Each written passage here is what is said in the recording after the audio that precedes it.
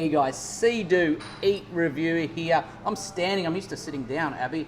Abby's with me, we've got a beautiful bar behind me, which will mean we are at... Hades Hula House. Hades Hula House. I call it Hades, but it is Hades. It is Hades, the Lord of the Underworld.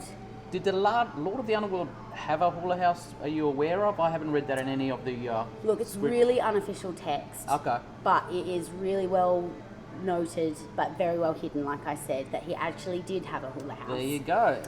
So this is basically it. If it looks like this, it's going to look like paradise It looks as like well. a duck, it quacks like a duck. Exactly. So you're going to see in a separate post, I'm going to put a reel up of everything around here, guys. You are promoting Adelaide Fringe shows here, Abby, as well. We sure are. Go for it. Tell people what we can expect from the 16th, I think you've got.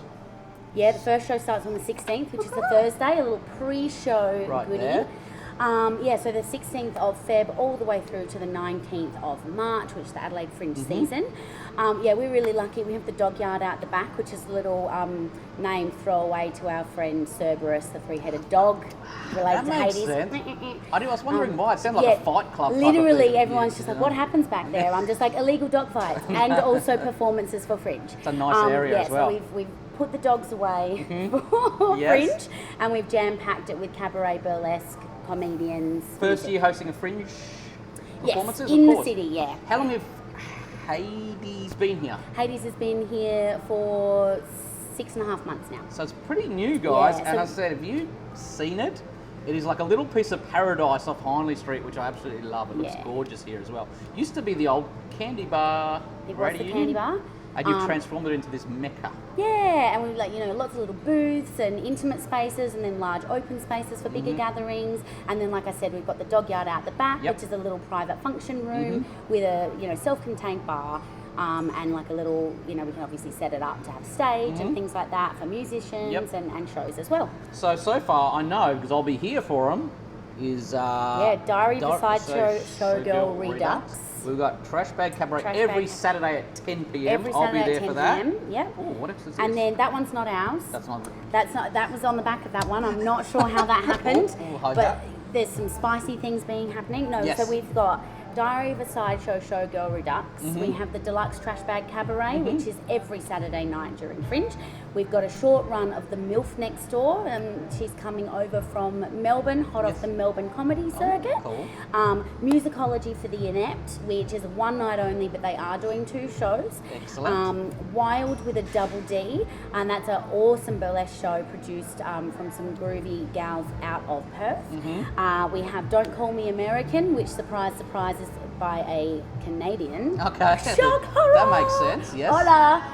And then we have Ryan Berger and Wilson, and they're doing some music stuff. And then we've got our midweek Mai Tai dance parties. So that is Hades Fun, $15 Mai Tais every Wednesday. And that's, we have a DJ in from 8 till 11, and it's just about having some good times and a cheap hump day drink. How do you go picking which acts are going to be performing here? Or they find you, or do you find them, or you just go, I want a bit of everything? This year we put obviously registered as a venue through Fringe, and a lot of people came to us because the size of the space isn't hugely overwhelming in terms of, it can be a cabaret setup, it can be a seated theatre style, so you could have 30 to 40 people out there and not feel like you're playing to an empty room, but you can also get, sort of 70 to 80 people in there sort of racked. So, I guess it was exciting and achievable for a lot of those sort of like Fringe shows, which is what Fringe is all about, let's face it. And we're a new venue, so I love it. You're catering to everyone. Yeah, it's like a and little fully bit of everyone. accessible. Fully so accessible. exactly. Accessible bathrooms, accessible venue, accessible show space. We're able to cater to a lot of people for that. And can I just say, the menu here and the cocktail menu is like chef's kiss. It like is. Sprinkle some salt. Let's jump onto them. Where did you get the ideas for doing the menu here, which is a little bit Hawaii, a little bit Japanese, a bit of Asian flavour in there as well? So, in the history of tiki, there actually wasn't ever any cuisine associated with it, because it was kind of like a conceptualised, romanticised, there's a whole big thing that we probably can't go into in this. But basically, there was no cuisine. The most sort of exotic cuisine to an American in the 1950s was Chinese, and it was American Chinese. So it was, you know, sweet and sour pork, but nothing what is traditional and true to the actual country. So what we decided to do when we opened and then have kept developing the menus is we've taken flavour inspiration from Hawaii, Asia and Mexico, which I feel like really work well, those flavours and things with our drinks, like our beverage program.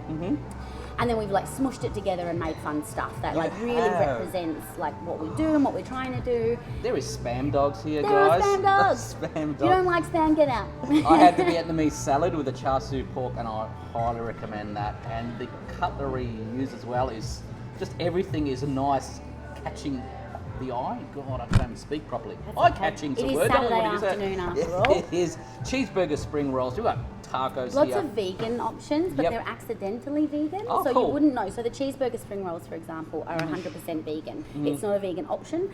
So we use TVP, which is a textured vegetable protein, and then all of those sorts of things. Lots of flavour, and you wouldn't know if we didn't tell you that they weren't vegan. That they were vegan, sorry, you wouldn't be like, oh, this is vegan, I hate this. And this, I wouldn't say this is a family cocktail bar, but opening at 4, my kids looked at this menu and went, we have to come here and eat. So coming at 4, bring the family, and you're still nice. There's no loud music on until probably a bit later, I'm guessing. Yeah, so we definitely plan to have a restaurant clientele and a dinner crowd, and then to amp up with the vibe of the night. So if it calls for some loud bangers, we're going to do that. Right now we're listening to some country. You know, so we've got a lot of going on and a lot of versatile space. It's a family-friendly menu, guys. My kids want to jump on that fish finger sandwich, cheeseburger, spring rolls. Fried chicken. Yes, I know. It's a bit of everything. Cocktails. Abby. Oh, my goodness. Get amongst it, kids. What is one of your favourite cocktails? Because I know one of my favourite cocktails is the appearance of this. So the Great Australian Bite is Shane's favourite cocktail. Yes. I haven't tried them. I'll try it, don't get me wrong. My favourite cocktail is super easy. It's actually tattooed right here on my arm. It is the Mai Tai, the 1944 Mai Tai. Yes. Light and dark rums, lime juice, simple. I love a dark rum. Classic. Yes.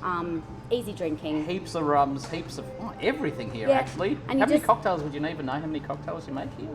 Oh, on the current menu we have 23. Okay. 23, I reckon. And we've got a, sort of like a history of about 70 plus that we can sort of like bring back in or, like highlight or go off menu for someone who's like had them all or... Okay.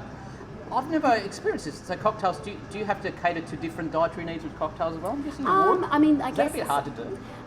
Look, that's why we open the dialogue with our guests, about what they like, what they dislike, so that we can sort of cater their experience to them. So our opening page in our menu is basically like, before you ask yourself what's in the drink, ask yourself why the need to know. Yes. So if you have an actual, like a dietary preference or a strong aversion, obviously you want to start with that. But that gives us that option to sort of open the conversation, say, Shane, what do you like?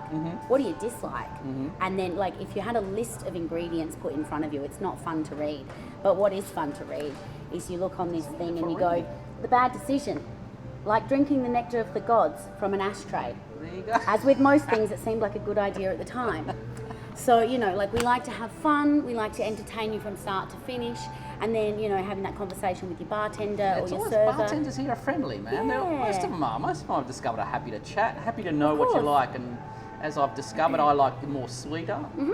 I don't know, heaven forbid they're called the girly drinks, and my wife drinks the heavier sort of stuff, the bourbons and stuff like that, and that's the way we like to do it. So give me a sweet and fruity, I'll do that as well.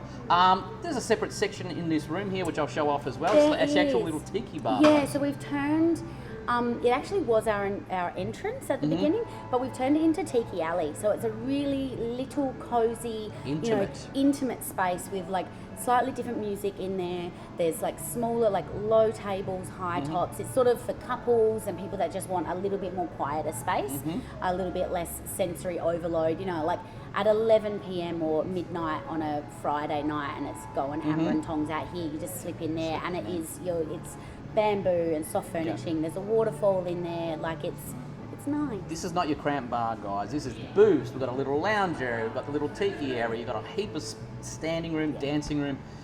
we're really reaching 10 minutes, and I've jumped all over. Abby has discovered what it's like to talking to me because I go, what about this? But anyway, hopefully we're giving you a feel for the place. Come down to support this local business. Come down during the Fringe season. Come before, an hour or two before. We do have a really fun thing that we're offering. So anyone with a ticket to one of our shows, if you make a pre or post-show dinner reservation, you get 10% off all food and beverage. That's good. So make a night of it. Support the venue and support your artists, and then keep your night going and enjoy all the Fringe. Well. Try some new shows. Yeah.